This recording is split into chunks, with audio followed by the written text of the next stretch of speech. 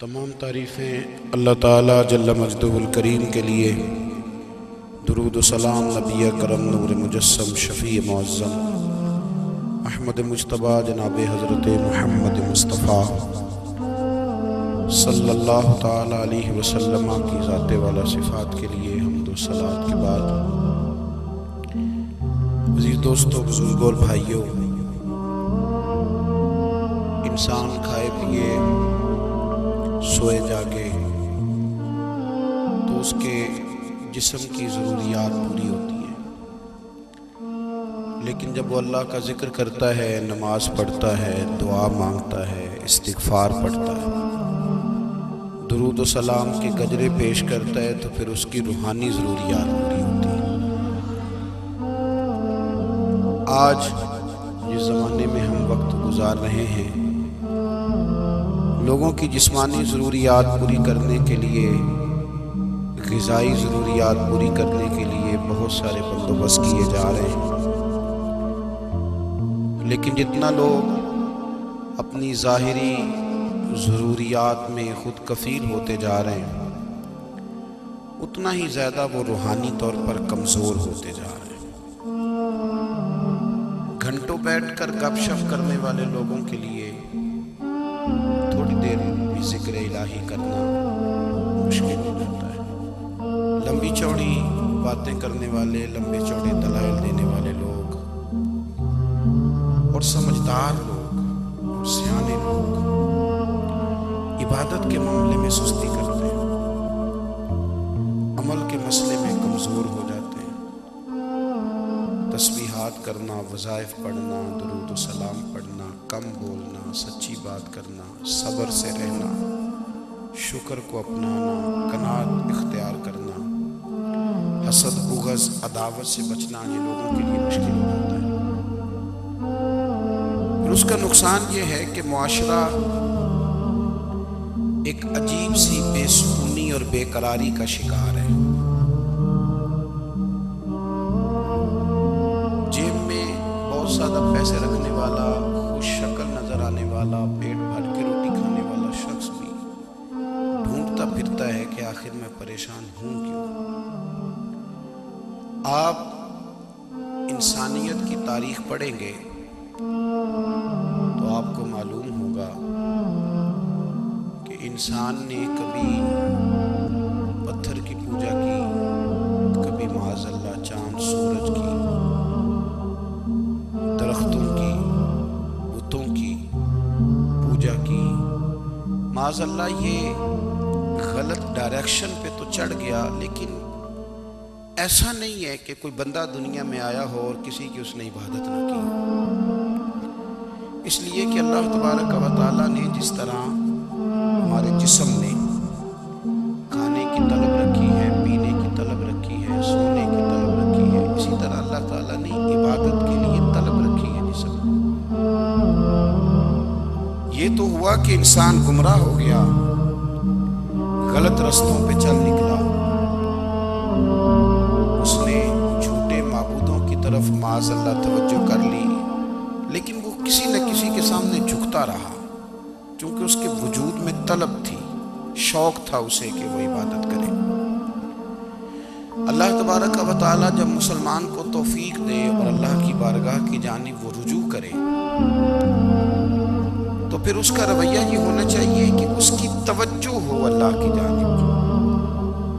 ہمارے ہاں تسبیحات پڑھ لی جاتی ہیں اگر کبھی موقع ملے، لیکن وہ خاص انہماک، وہ خاص شوق، وہ خاص ذوق اللہ تبارک و تعالیٰ کی عبادت کا۔ ایک ہوتا ہے نماز پڑھنا، ایک ہوتا ہے اہتمام کے ساتھ نماز پڑھنا، یعنی ذرا وقت پہ اٹھنا، ذرا صحیح کر کے وضو کرنا، ذرا شوق سے مصلی بچھانا۔ ایک ہوتا ہے تسبیح پڑھ لینا، اور ایک ہوتا ہے ذرا تھوڑا سا نا شوق کے ساتھ اللہ کو یاد کرنا۔ آپ کبھی جو میں نے آیہ کریمہ پڑھی، اس کی آپ شان نزول دیکھیں، نبی کریم صلی اللہ تعالیٰ علیہ وسلم کے نا کچھ صحابہ اللہ کی محبت کے شوق میں حضور کی بارگاہ میں حاضر ہوئے، اور انہوں نے آ کے عرض پتہ کیا کیا؟ عرض کرنے لگے، یا रसूल अल्लाह सल्लल्लाहु ताला अलैहि वसल्लम सालों बीत गए हैं सजदे करते हुए, हुजूर सालों बीत गए हैं तस्बीह पढ़ते हुए, सालों बीत गए कहते हुए कि सुभान अल्लाह वो पाक है। हमें सालों बीत गए ये कहते हुए कि अल्लाह अकबर वही सबसे बड़ा है। सालों बीत गए कहते हुए कि अल्हम्दुलिल्लाह सारी तारीफ़ें अल्लाह के लिए। सालों बीत गए उसकी तस्बीह करते, तहलील करते, तकबीर कहते। हुजूर अब ना हमारा अपने रब से मिलने को जी चाहता है। कभी है हकीकत मुंतज़िर नजर आना लिबास मजाज में, लाखों सजदे तड़प रहे हैं मेरी जबीन नियाज में। और इकबाल कहने लगे कि तेरे इश्क की इंतहा चाहता हूँ, तू मेरी सादगी देख क्या चाहता हूँ। मेरा जरा सा तो दिल है मगर शोख इतना, मैं वही लन तरानी सुना चाहता हूँ। मेरा भी दिल करता है कि अल्लाह मैं तुझे कहूँ, मैं तुझे देखना चाहता हूँ जिस तरह हज़रत मूसा कलीम अलैहिस्सलाम ने कहा था, और तू मुझे कहे कि लन तरानी तू नहीं देख सकता। ज़रा सा तो दिल है मगर शोख इतना, मैं भी वही लन तरानी सुना चाहता हूँ। फिर कहने लगे भरी बज़्म में राज की बात कह दी, बड़ा बेअदब हूँ सजा चाहता हूँ। देखो सब लोगों के बीच ही मैंने ये कह दिया। मेरे अजीज सहाबा ना शौक में, कितने सारे लोग हैं आप, कितनी माशाल्लाह बड़ी तादाद में आप आए। हम भी कभी इस शौक में गए हैं कि हमारे रब को देखने को दिल चाहता है, हमारा जी चाहे वो कभी हमें मिले, हम कभी उसकी ज़ियारत करें, उसकी बारगाह करम में हम हाजिर हों। सहाबा ने अर्ज़ किया या रसूल अल्लाह सल्लल्लाहु अलैहि वसल्लम हमारा रब कहाँ है। हमारा ना अपने रब को देखने को जी चाहता है। जब सहाबा ने ये अर्ज़ किया तो अल्लाह ने कुरान मजीद नाज़िल किया।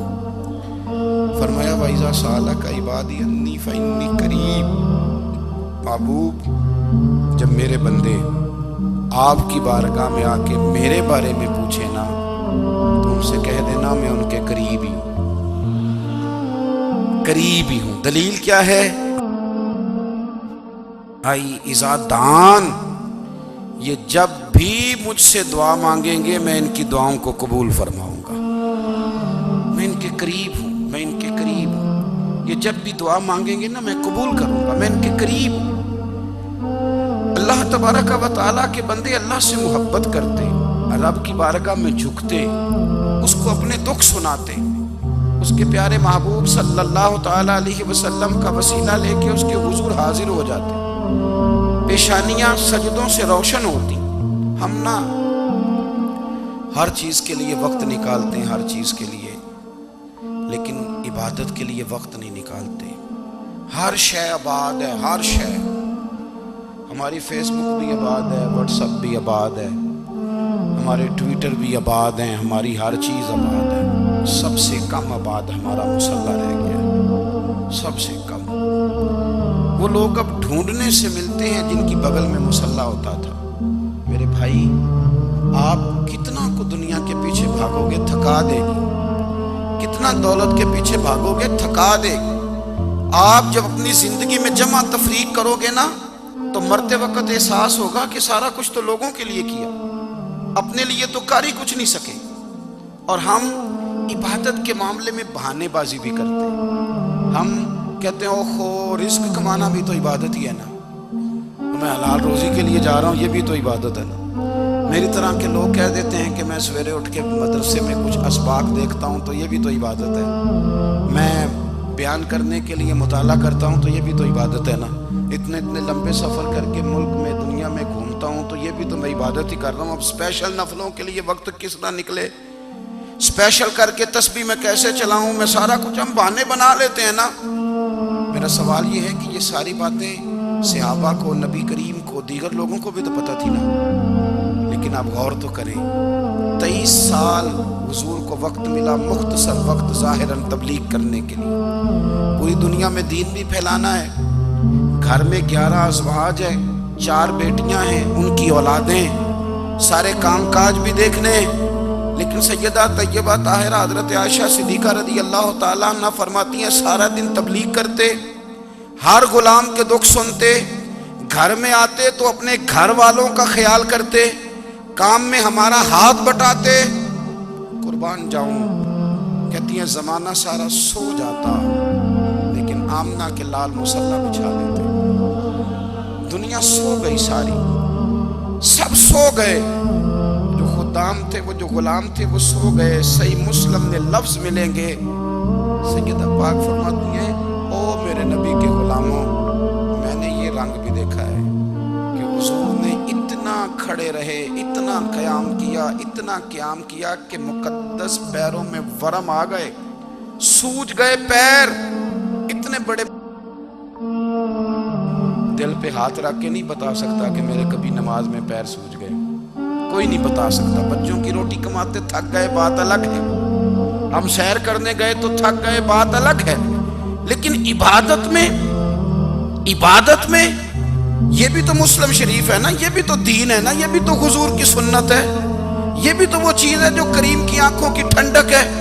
سیدہ فرماتی ہیں پیروں میں ورم آ گئے، ساری رات ہی حضور نے نماز پڑھی اور ایک ہی آیت بار بار دہرائی۔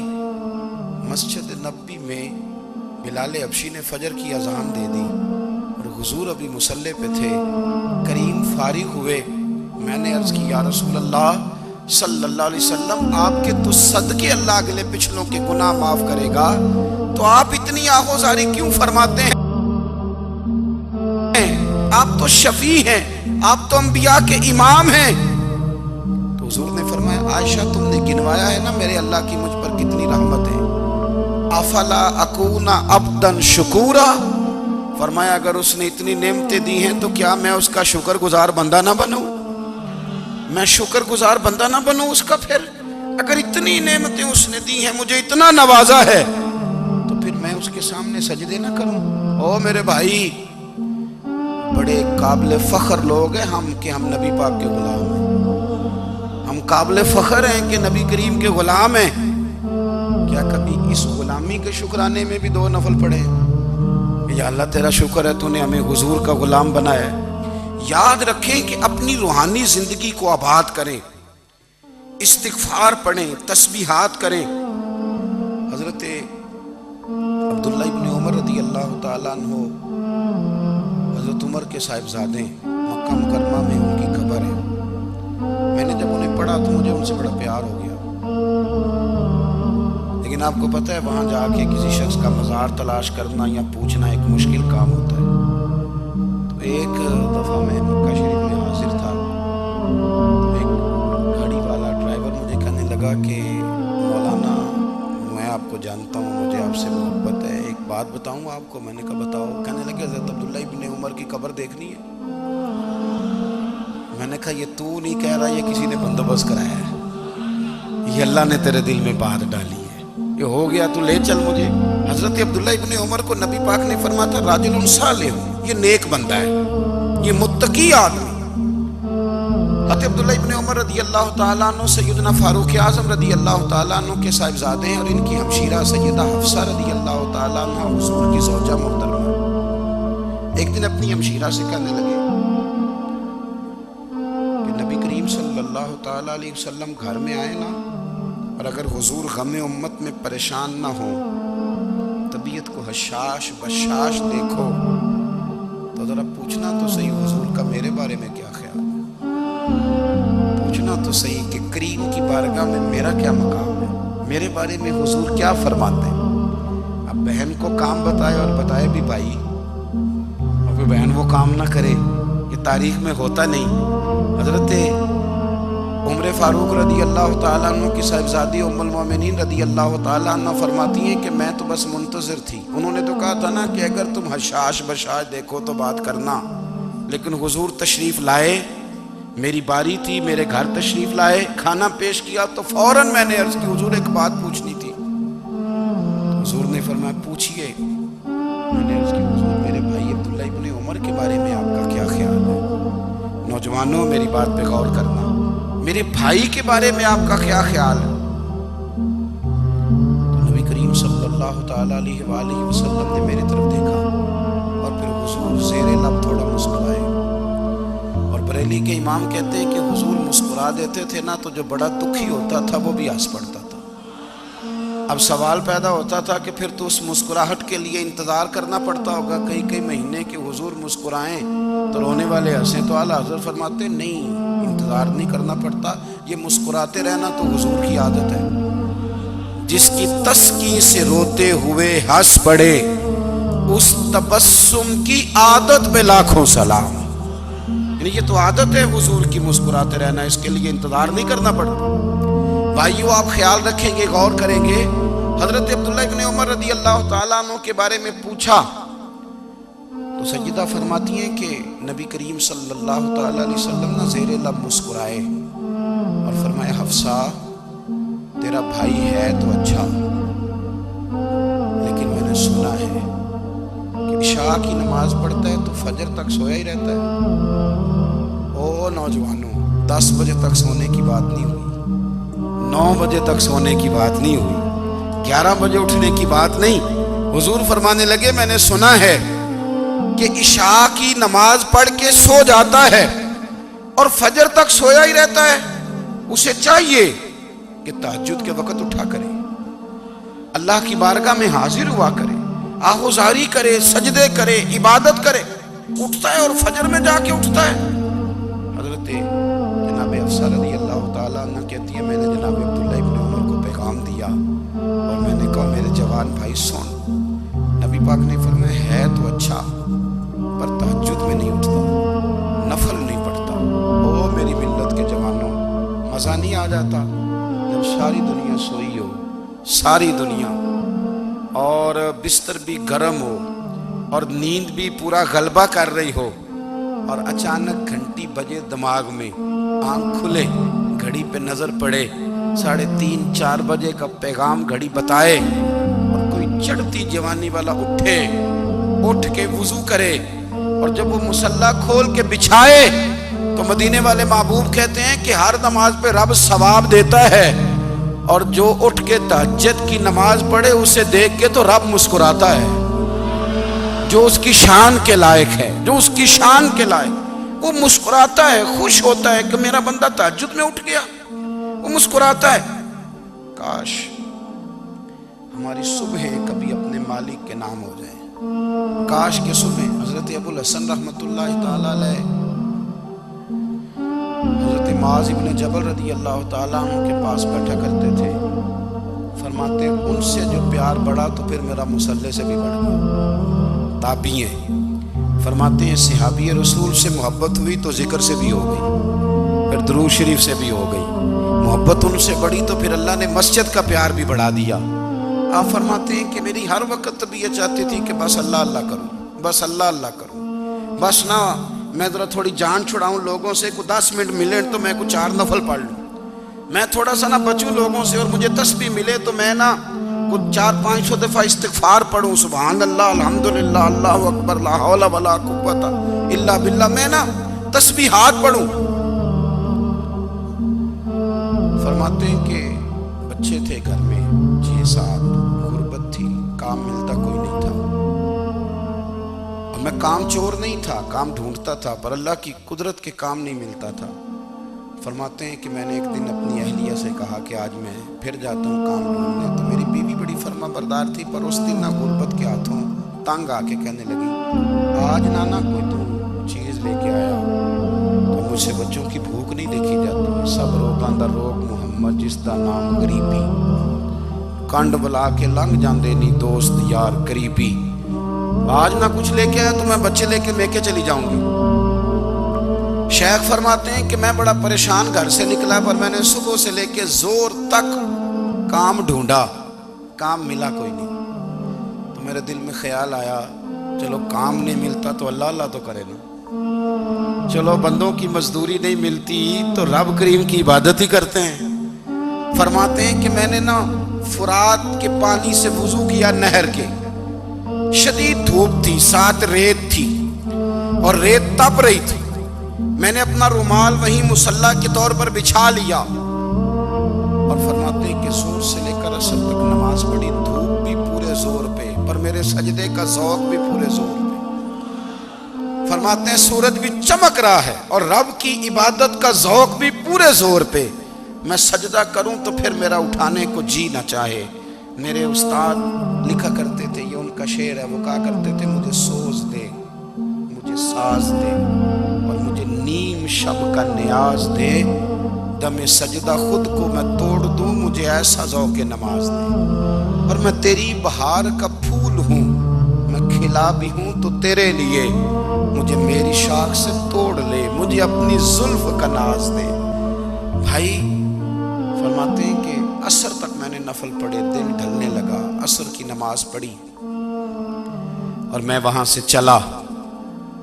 اب میں جب نکلنے لگا تو دل میں خیال آیا کہ چھوٹی چھوٹی دیواریں ہیں گھر کی، بغیر کچھ لیے جاؤں گا تو بیوی دور سے دیکھے گی تو شور کرے گی کہ پھر خالی ہاتھ آ گیا۔ کہتے میں نے اپنے اسی رومال میں جس پہ میں نے نماز پڑھی تھی نا، رومال میں کیا عقیدے پنجابی جسافہ کہتے ہیں، اسی میں نا میں نے کچھ ریت بھر لی کہ وہ دور سے دیکھے گی تو سمجھے گی کچھ لے کے آیا ہے، چلو جا کے اسے بتا دوں گا کہ آج پھر مزدوری نہیں ملی۔ کہتے ہیں وہ ریت لے کر جب میں گھر میں گیا تو پہلے بیوی دروازے پہ کھڑی ہوتی تھی، پوچھتی تھی خالی ہاتھ آ گئے ہو؟ آج میں نے دیکھا تو ہے ہی کوئی نہیں۔ فرماتے ہیں میں اندر داخل ہوا، سلام لیے، کونے میں میں نے وہ رومال رکھ دیا اور میں نے آواز دی کہ بھلی مانس کہاں ہو؟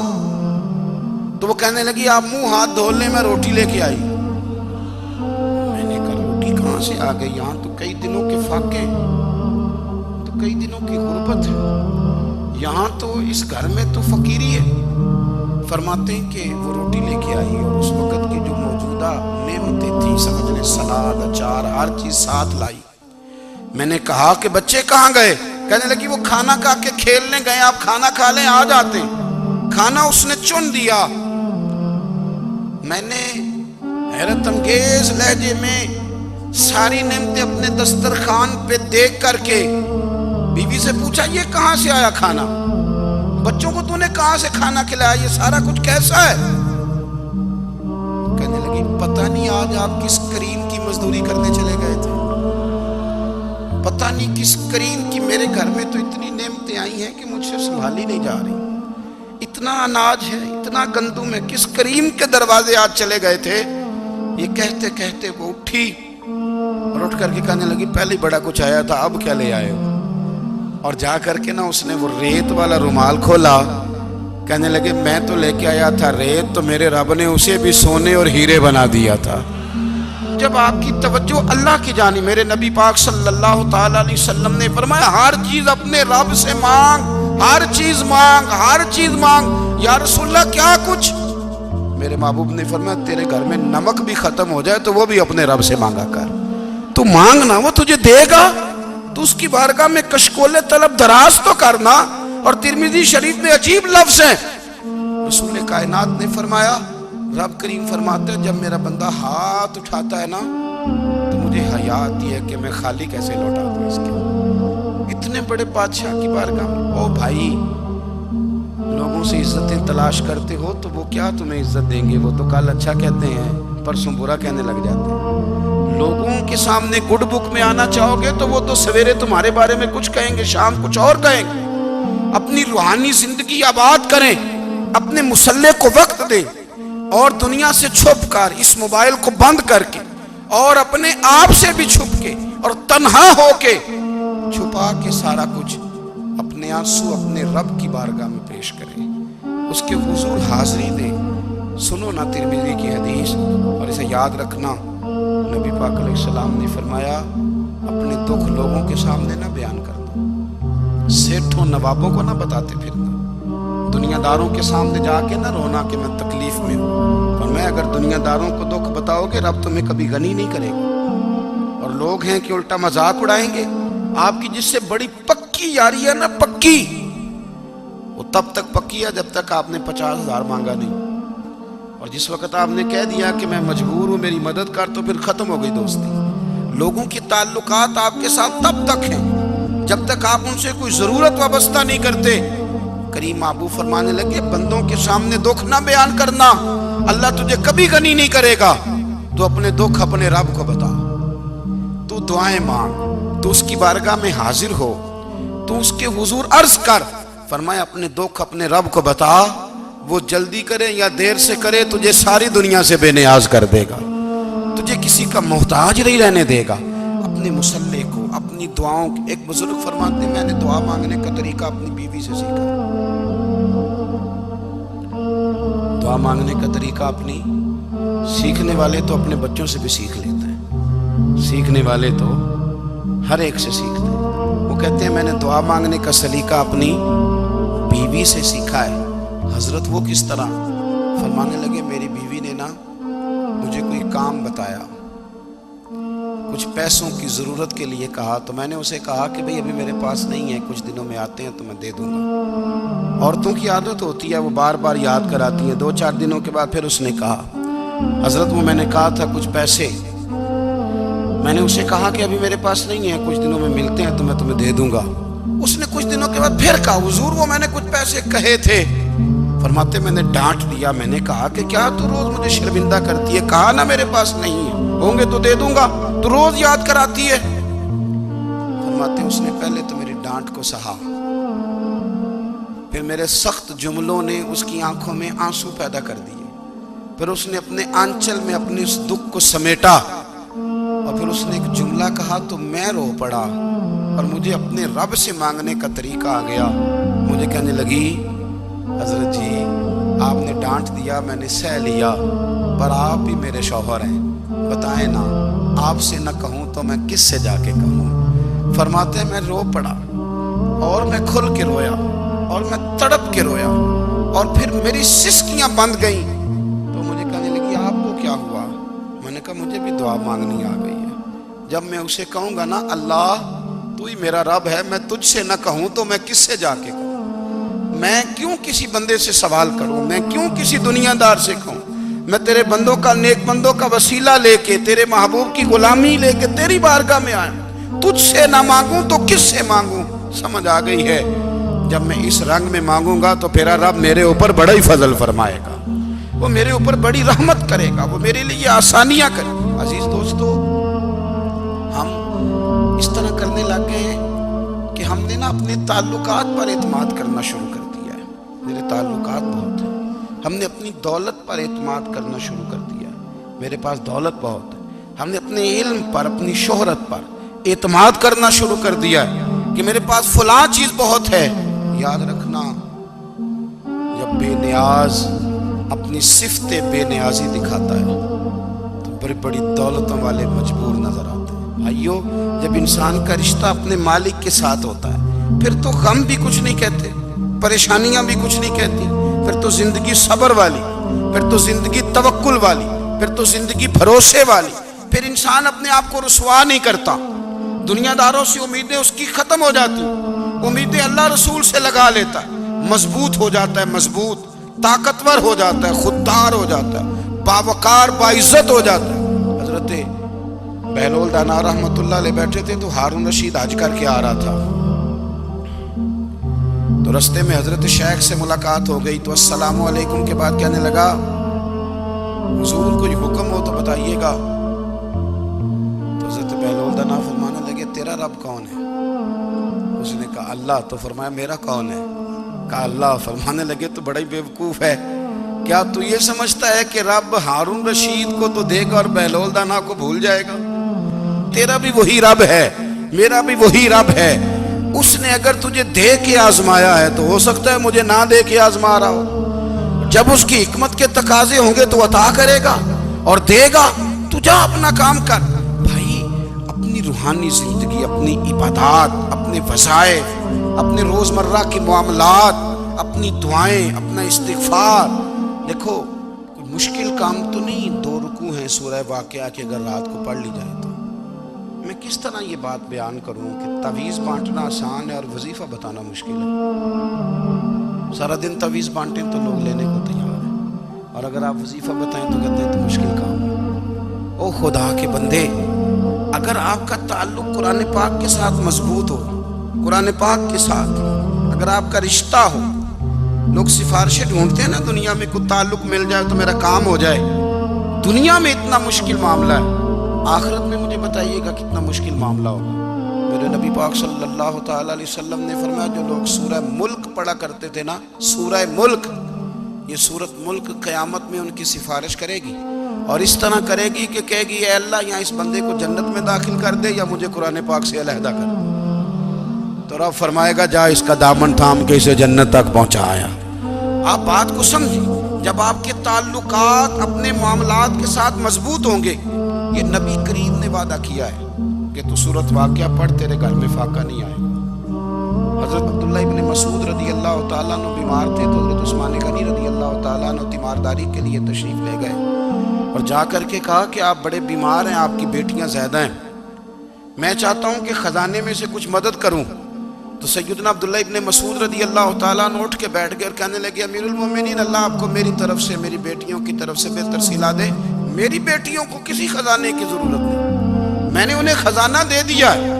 کہا جناب آپ نے کون سا خزانہ دیا ہے, میں آپ کے مالی معاملات کو جانتا ہوں. تو فرمانے لگی امیر المومنین میرے نبی کریم نے فرمایا ہے جو سورت واقعہ پڑھے اسے کبھی فاقہ نہیں آتا. میں نے بیٹیوں کو یاد کرا دی ہے, یہ خزانہ میں نے انہیں دے دیا ہے. وہ سارے والدین سنیں جو بیٹیوں کے لیے پریشان رہتے ہیں. حضرت عبداللہ ابن مسعود نصیحت کر رہے ہیں, فرمانے لگے میں نے سورت واقعہ یاد بھی کرا دی ہے, پڑھنے کی عادت بھی ڈال دی ہے. حضور نے فرمایا ہے جو سورت واقعہ پڑھے اسے فاقہ نہیں آتا. کہنے لگے چاند تو اپنی جگہ چھوڑ سکتا ہے, سورج گر سکتا ہے, تارے ٹوٹ سکتے ہیں, پر مدینے والے رسول کی بات غلط نہیں ہو سکتی. حضور نے فرمایا فاقہ نہیں آئے گا تو انشاءاللہ کبھی بھی نہیں آئے گا. کرنے کا کام یہ ہے کہ ہم اپنے معاملات, اپنی عبادات, اپنی دعائیں کبھی 10 منٹ عادت ہو جائے نا دعا مانگنے کی علیحدہ سے رات کو. حضور نے فرمایا جو فرض نماز کے بعد دعا مانگے اللہ اس کی قبول کر لیتا ہے. نبی پاک صلی اللہ تعالیٰ علیہ وسلم نے فرمایا اللہ مسافر کی دعا قبول فرماتا. حضور نے فرمایا اللہ مظلوم کی دعا قبول فرماتا ہے. حضور نے فرمایا بیمار سے دعا کراؤ اللہ اس کی دعا قبول فرماتا ہے. میرے نبی پاک نے فرمایا ماں باپ جب بھی اولاد کے لیے ہاتھ اٹھائیں, ویسے تے بلے شاہ تو آسمانی اڈدیاں ہی پھڑ دیں, جڑا گھر بیٹھا انہوں پڑھیا ہی نہیں. حضور فرمانے لگے ماں باپ جب بھی اولاد کے لیے دعا فرمائیں اللہ ان کی دعا کو قبول کرتا ہے. آپ اپنا تعلق بنائیں, دعا کے ساتھ, عبادت کے ساتھ, مصلی کے ساتھ رشتہ بنائیں, استغفار پڑھیں. صلاح الدین ایوبی صلیبی جنگوں میں تھے, رات کو مسجد اقصی میں نماز پڑھی تو پریشان تھے. ایک بزرگ سے ملاقات ہوئی تو وہ کہنے لگے کہ آپ بڑے پریشان ہیں. کہنے لگے حضور پریشان اس لیے ہوں کہ پہلے ہی مسلمان کمزور ہے, اب میں نے سنا ہے دشمن کا ایک بحری بیڑا وہ جنگی سامان سے بھرا ہوا آ رہا ہے, تو اب ان کے پاس اور تلواریں اور نیزے آ جائیں گے, مسلمانوں کے پاس پہلے ہی وسائل کی کمی ہے, پریشان ہو کس طرح کر کے مقابلہ کریں گے. یہ بات کہتے ہی صلاح الدین ایوبی نے بزرگوں سے کہا حضور آپ بھی دعا کرنا, دعا کی بڑی طاقت ہے. میرے نبی پاک نے فرمایا دعا مومن کا ہتھیار ہے, دعا مومن کا, دعا مومن کا. حضور نے فرمایا تقدیر کو سوائے دعا کے کوئی چیز نہیں بدل سکتی. دعا مومن کا ہتھیار ہے, یہ کافر کے پاس کوئی نہیں, یہ ہتھیار ہے مومن کا. اللہ کرے آپ کو سمجھ آئے. پھر سنیں کئی بار کہہ چکا ہوں یہ ہتھیار ہے. کافر کے مقابلے میں جو تیرے پاس سب سے بڑا ہتھیار ہے وہ دعا ہے. دعائیں کرانی چھوڑ دی, کرنی چھوڑ دی, لینی چھوڑ دی. حضرت سیدنا انس بن مالک رضی اللہ تعالیٰ عنہ فرمایا کرتے تھے میں نے وہ رنگ دیکھا ہے جب حضور دعا مانگتے تھے اور حضور کی مقدس آنکھوں میں آنسو بھی ساتھ ہی بہا کرتے تھے, میں نے وہ انداز دیکھا. تو صلاح الدین ایوبی بزرگ سے کہنے لگے آپ بھی دعا کیجیے, اور خود رونے لگے اور سر سجدے میں رکھ کے رونے لگے, اور عشاء سے لے کر فجر تک روئے, خوب روئے. صبح وہ بزرگ آئے تو صلاح الدین ایوبی کا خوبصورت اور ہنستا ہوا چہرہ دیکھا. کہنے لگے آپ بڑے خوش ہیں, رات تو میں نے بڑے روتے ہوئے دیکھا تھا. تو کہنے لگے حضور وہ جو بحری بیڑا آ رہا تھا نا وہ پانی میں ڈوب گیا ہے, اب وہ نہیں آ رہا, ابھی خبر آئی ہے تو میں بڑا خوش ہوں. بزرگ کہنے لگے اٹھ سینے سے لگ, اور سن ایک بات, وہ بحری بیڑا پانی میں نہیں ڈوبا, وہ تیرے آنسوؤں میں ڈوب گیا ہے. وہ جو تو رات رویا ہے نا رب کریم کی بارگاہ میں تو وہ ڈوب گیا ہے. بھائی اپنا مصلی کا, عبادت کا, وظائف کا، اللہ اللہ کا سلسلہ اس کو مضبوط کریں، اپنی دعاؤں کے تعلق کو مضبوط کریں۔ دعائیں بڑے انقلاب برپا کر دیتی ہیں۔ ہم تھوڑے تھوڑے نا جب سے خشک ہوئے ہیں نا، خشک، اور میری تو جماعت ہی صوفیاء کی جماعت تھی، ہم تو داتا علی اجمیری کی جماعت سے، ہم تو خواجہ اجمیری کی جماعت سے، ہم تو شیخ احمد فاروق سرہندی کی جماعت سے، ہم تو صوفیاء کی جماعت۔ ہماری جماعت نے بھی وہ تعلق جو ہمارے بزرگوں نے بنایا تھا۔ بزرگ اللہ کے قریب کیسے جاتا ہے؟ تو ہمارے یہاں نا بہت سارے لوگ کہتے ہیں جی نظر ہو گئی تو کام ہو گیا۔ بھئی جو بخاری مسلم میں طریقہ ہے نا اللہ کا قرب پانے کا، وہ تو نفل ہے۔ نبی کریم علیہ السلام نے فرمایا بندہ نفلوں کے ذریعے رب کے قریب جاتا ہے، اور اتنا قریب جاتا ہے کہ پھر اللہ اس کی زبان بن جاتا ہے، اللہ اس کی آنکھیں بن جاتا ہے، کان بن جاتا ہے، ہاتھ اور پیر بن جاتا ہے۔ تو یہ تو عبادت ہے، یہ تو اللہ کی بارگاہ کی حاضری ہے جو آپ کو اللہ کے قریب کرے گی۔ تو اپنے نماز کو اہمیت دے کے ادا کریں، نمازیں موبائل بند کر کے ادا کریں۔ لیکن نا کچھ لوگ کہتے ہیں مجھے ٹائم نہیں ملتا نماز کا، تو میں کہتا ہوں یہ آپ نے بڑی جرت کی بات کی ہے۔ مجھے کو میرا پیر بھائی کہہ دینا میرے پاس ٹائم نہیں آپ کو ملنے کا، تو میں کہتا ہوں آج کے بعد آنا ہی نہ۔ تو کیا سمجھتا ہے، تو بڑا آدمی ہے، تیرے پاس ٹائم نہیں ہے اور ہمیں ملنے کا ٹائم، موج کر۔ تو آپ نے اللہ رسول کو کہہ دیا ٹائم نہیں۔ اور عجیب فلسفہ ہے نا، کہا جائے نماز پڑھنے آؤ تو کہتے ہیں کپڑے ٹھیک نہیں، اور کہا جائے کہ آؤ ذرا دعوت پہ چلے تو کہتے ہیں 1 منٹ ٹھہر میں کپڑے بدل کے آیا۔ نماز کے لیے کہا تو کہتے ہیں ٹھیک نہیں، دعوت کے لیے کہا تو کہتے ہیں میں ذرا تیاری کر لوں، یوں جانا مناسب نہیں۔ یہ معاملہ ٹھیک نہیں۔ رب تو فرماتا ہے کہ جب تم مسجد میں آ تو زینت اختیار کر کے آ، خوب ذوق سے دعا مانگے، خوب شوق سے نماز پڑھیں، خوب استغفار کا مزاج بنائیں۔ آپ لوگوں کے بیچ رہ کے سکھ حاصل کرنا چاہتے ہیں، لیکن آپ کو پتہ ہے کئی مہینے غار حرا میں رہنا بھی مدینے والے محبوب کا طریقہ ہے۔ ہر سال اعتکاف بیٹھنا الگ سے، یہ بھی حضور کا طریقہ ہے۔ مسجد نبی کے اندر دروازہ کھلتا تھا نبی کریم کا، پر گھر کے اندر نفل پڑھے نبی پاک، اور حضور فرماتے ہیں کچھ نفل نماز گھر میں بھی پڑھا کرو، گھر کو قبرستان نہ بناؤ۔ ہمارا گھر اللہ کے ذکر سے آباد ہوگا اگر ہم نماز پڑھیں گے نا۔ میں جب سنت پڑھنے کے لیے گھر میں کھڑا ہوتا ہوں تو میرا جو 2.5-3 سال کا بیٹا ہے نا، وہ بھی میرے ساتھ نماز پڑھنی شروع کرتا ہے۔ اسے پتہ کوئی نہیں نماز کیا ہوتی ہے، لیکن وہ بھی نا سجدہ نہ بھی کرنا ہے تو ساتھ لیٹ ضرور جاتا ہے۔ پتہ چلا بچے لیکچر دینے سے نماز نہیں پڑھتے، نماز شروع کر دیں تو بچے بھی شروع کر دیتے ہیں۔ ہم جب پریشان ہوتے ہیں تو لیکچر دیتے ہیں، تو لیکچر تو باہر شاید چل جائے، گھر میں کیسے چلے گا؟ گھر میں تو عمل چلے گا۔ تو میرے عزیز، آج کے اس روحانی اجتماع میں ہمارے دوستوں نے جو محنت کی، ہم نے بار بار اپنی نیت سے پوچھا خدا ہمیں معاف کرے اگر کوئی ذاتی شہرت ہے، کوئی ہمارے ذاتی مفادات ہیں، اور اب ہمیں ہدایت دے۔ ہماری یہ خواہش تھی کہ روحانی اجتماع ہمیں تھوڑا سا اللہ اور اس کے رسول کی جانب مائل کرے، کچھ ہمارا رشتہ مصلی کے ساتھ مضبوط